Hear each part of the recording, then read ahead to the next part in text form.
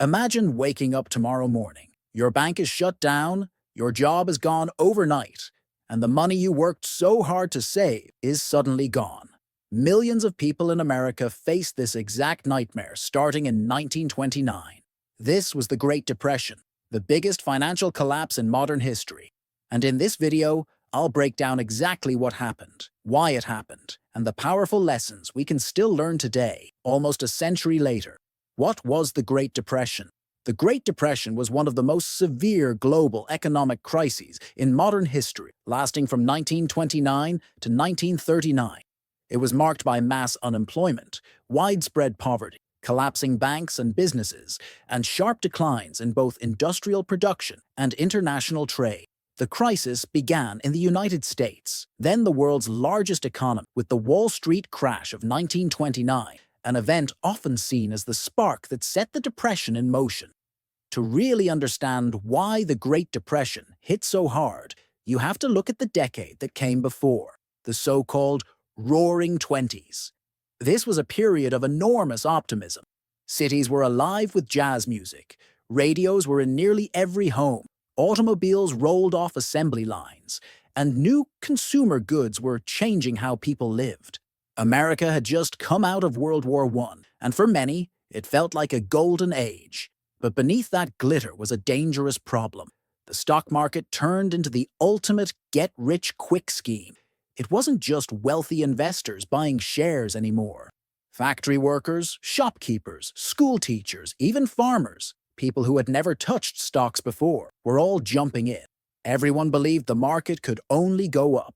And here's where things got risky. Most of this investing wasn't done with real money. It was done on margin.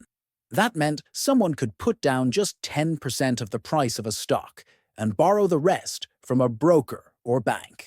Imagine paying only $10 for a $100 stock, assuming you'd sell it later for profit and pocket the difference. It looked like a shortcut to wealth, and for a while it worked. Fortunes were being made overnight. But here's the truth. This wasn't real wealth. It was debt disguised as prosperity. Stock prices weren't rising because companies were truly more valuable. They were rising because of speculation and borrowed money pouring in. It was a bubble. And like every bubble in history, it was destined to burst. And when it did, it wasn't just Wall Street that collapsed. It dragged down banks, businesses, and millions of ordinary people who believed the dream was real.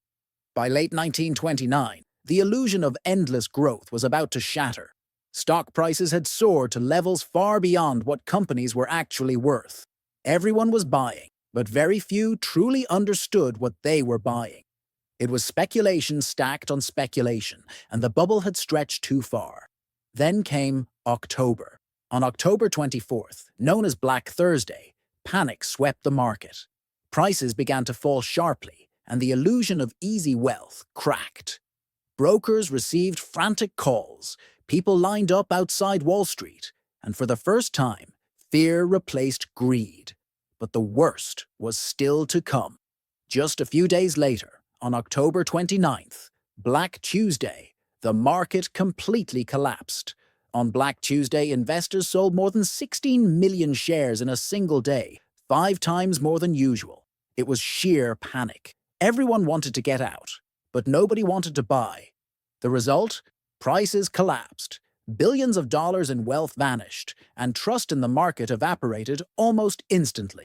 Investors and families who had savings tied to the market saw them vanish. And as banks failed in the years that followed, ordinary workers, farmers, and clerks lost what little financial security they had left. The crash didn't just wipe out the rich. It destroyed confidence in the entire financial system. And once confidence is gone, panic spreads like wildfire. The stock market was no longer just a chart on paper. It was the trigger for the greatest economic disaster in modern history. The stock market crash of 1929 was just the beginning.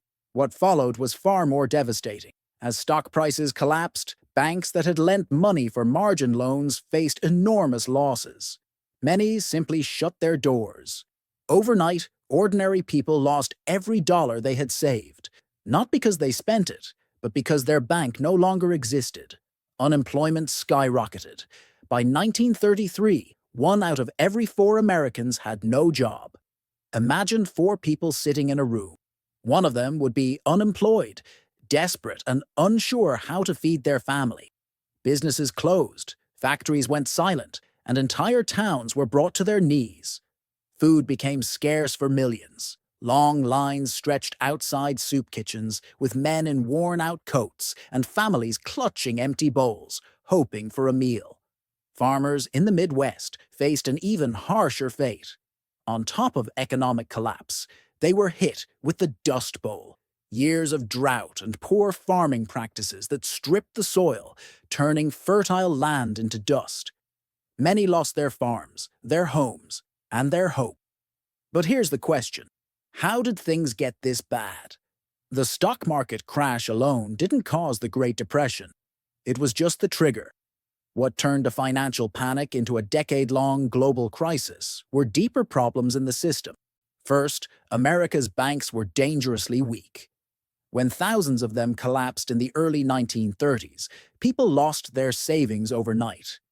Back then, there was no deposit insurance, so if your bank failed, your money was simply gone. With banks gone, credit vanished. Families couldn't borrow, businesses couldn't survive, and the economy ground to a halt. Second, demand collapsed. After the crash, fear spread like wildfire. Families stopped spending, companies cut back, and layoffs followed. Less spending meant fewer jobs, and fewer jobs meant even less spending.